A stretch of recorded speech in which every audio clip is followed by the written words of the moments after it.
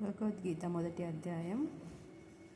ధృతరాష్ట్ర ఉవాచ ధర్మక్షేత్రే కురుక్షేత్రే సమవేతాయుయుత్సవా మామకా పాండవా చైవ కిమకుర్వత సంజయ.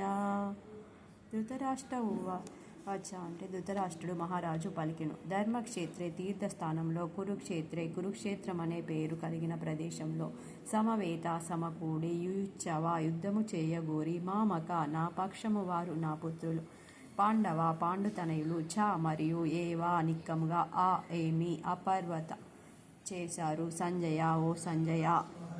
ధృతరాష్ట్రుడు పలికెను, ఓ సంజయ, కురుక్షేత్రంలోని ధర్మక్షేత్రంలో నా తనయులు పాండుతనయులు యుద్ధము చేయగోరిన వారై సమకూడిన తర్వాత ఏమి చేశారు అని సంజయుడితో ధృతరాష్ట్రుడు పలుకుతుండెను.